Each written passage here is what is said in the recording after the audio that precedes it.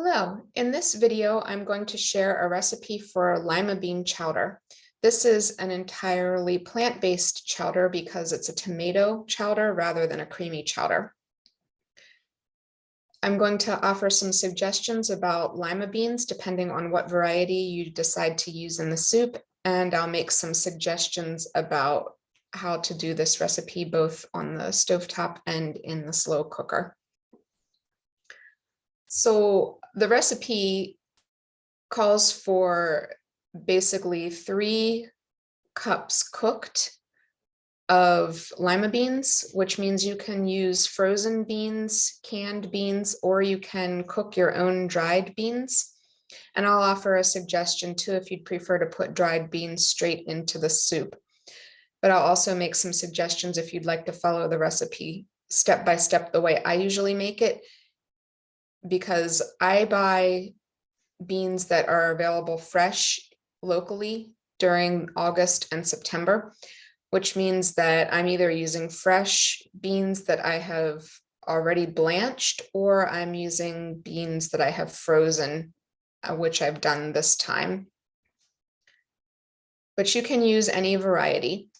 And lima beans and butter beans are actually 2 different terms for the same bean, botanically speaking. Green beans are actually just a less mature variety than the beige colored beans. So you're going to get a different consistency with each kind. The green beans are starchier and the beige beans have a richer flavor and may be easier to digest. But I also have some suggestions of what you can do if you're cooking dried green lima beans. It really doesn't matter what you choose. Frozen or canned beans are certainly easier, but dried beans are cheaper and will keep indefinitely in a dry, dark place.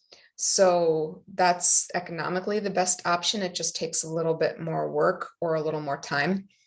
And fresh beans, of course, are always going to be more nutritious because once we freeze something or can something or dry it, it does lose a little bit of nutrition, but they're still going to be nutritious. So any of these options are fine. The recipe does start with cooked beans, the basic recipe that I've always done. So if you want to follow the recipe step by step and make it the way I have made it, then you're going to want to make sure that you have beans that are pre-cooked. If you have frozen beans or you're using canned beans that you've rinsed and drained, then you're ready to go.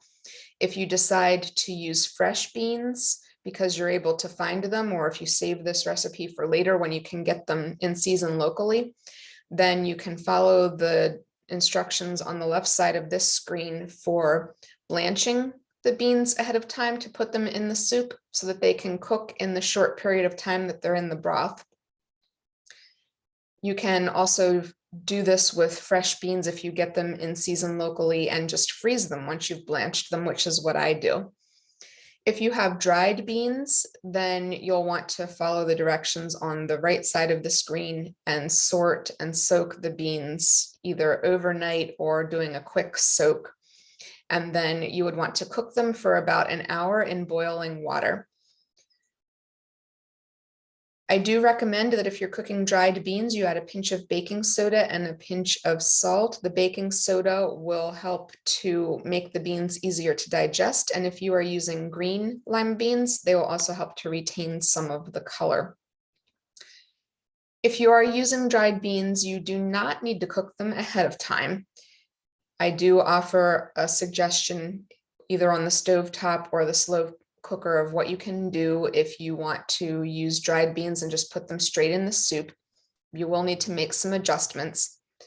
What I do recommend, even if you are cooking the beans straight in the soup, is that you soak them ahead of time. Either do the overnight soak. So if you're going to do a slow cooker recipe in the morning and cook it for 8 hours on low while you're out of the house or doing other things, you could soak the beans overnight, or you can do one of those quick soaks where you boil the beans for a couple of minutes, let them sit in the hot water, and then they're ready to go when you're ready to use them and put them in the slow cooker or into the batch of soup.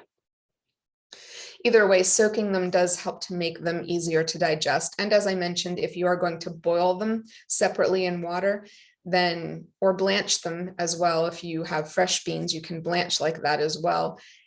Put that pinch of baking soda in. You don't want to put a pinch of baking soda in the soup necessarily, but if you do cook them separately, it will help to make them easier to digest if indigestion is an issue.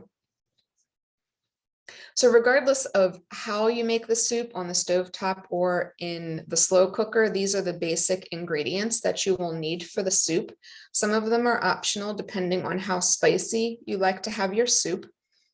I like to use a fresh chili, usually something pretty hot like a serrano or a habanero. And because of that, when I get to the cayenne or chipotle powder in the soup, I usually substitute a half to 1 teaspoon of smoked paprika because I'm getting heat from my fresh bell pepper or my fresh chili pepper. But you could just switch it out and do smoked in general if you don't want a very hot soup. You'll still have a spicy chowder that has a lot of nice flavor to it. You can also add a fresh bell pepper for additional flavor. And then there are cumin and turmeric as well. And if you're a little concerned, you could reduce those a little bit, but they help to add a nice complexity to the flavor. So I don't recommend cutting them completely. So if you want to do this on the stovetop, these are the directions. It's fairly straightforward if you've made soup before. The main thing I would say is I've mentioned in other recipes, in other videos, that certain things help to enhance flavor. And one thing that can help to enhance the flavor is adding a little bit of soy sauce. You can skip it if you'd like. It's not entirely necessary. The tomatoes also help to enhance the flavor of the spices. So if you decide to skip the soy sauce, it's really not a problem, but it will enhance the flavor just a little more. And cooking the spices in the tomatoes and tomato sauce before you add the stock will also help to bring out the flavor of the spices a bit more. So if you follow the directions as I have them here, you should have a very flavorful soup. And then, as I mentioned already, if you are going to use dried beans instead of beans that are already cooked, then you'll want to increase the amount of liquid, either 3 more cups of water or three more cups of stock for every 1 cup of dried beans. Basically, you would want 1 cup of dried beans to get to 3 cups cooked, and just make sure you increase the liquid because you're going to end up with the beans soaking up some of the water if they are going into the soup only soaked and not actually cooked. And I also recommend then that instead of just simmering for a little bit, once you've added the beans, that you do cook for a full hour and check for tenderness, because the beans do need to cook for at least an hour. You may find that you need to let them cook a little bit longer than that yet, but that's a way that you can do it if you want to put the dried beans right into the soup.